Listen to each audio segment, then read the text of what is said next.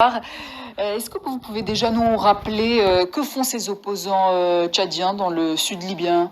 Eh bien, ça fait très longtemps que les opposants et la rébellion tchadienne sont dans le sud libyen pour plusieurs raisons. D'abord, ce sont des tribus qui étaient de trois côtés de la frontière entre la Libye, le Soudan, le Tchad et même aussi le Niger, qui ne reconnaissent pas ces frontières dessinées par les anciennes forces coloniales à l'époque et qui continuent à bouger dans ces trois pays, ne reconnaissant pas ces frontières. Ça, c'est une raison. Oui. Mais l'autre raison, c'est que la Libye, dans les années 90, au milieu de ces années, était impliquée dans la guerre civile tchadienne. Et à ce moment-là, beaucoup des hommes armés de rébellion tchadienne étaient en Libye et aussi au Soudan.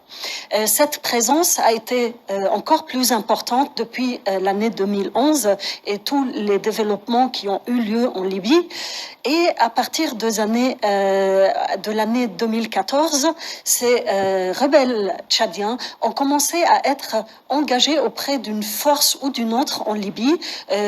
Au tout début, en 2014, ils étaient auprès des forces de Tripoli et on a vu après quand Haftar a fait la guerre de Tripoli en 2019, ils étaient du côté de Haftar et surtout le FACT. Alors pourquoi les hommes du maréchal Khalifa Haftar ont-ils attaqué aujourd'hui ces rebelles tchadiens? Je ne pense pas que Khalifa Haftar était tout seul dans cette attaque, franchement, parce que par rapport aux déclarations qu'il a faites aujourd'hui, les généraux de Haftar ont dit qu'ils sont en totale coopération avec et la présidence et l'armée tchadienne. Ça, c'est d'un côté.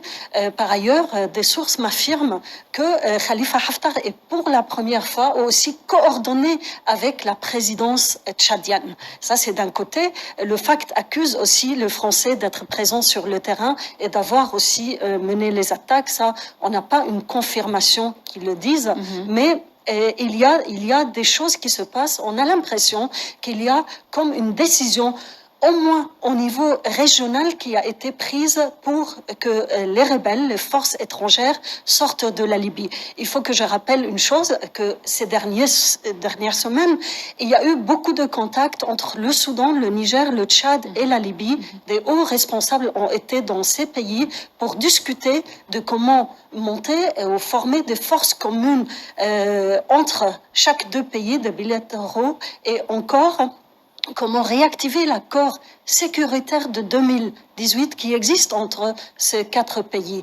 Le vice-président libyen était il y a 3 semaines au Tchad pour discuter de cette force commune entre la frontière libyenne et tchadienne. Donc on se dirigerait vers une coalition entre la Libye et le Tchad pour chasser ces rebelles.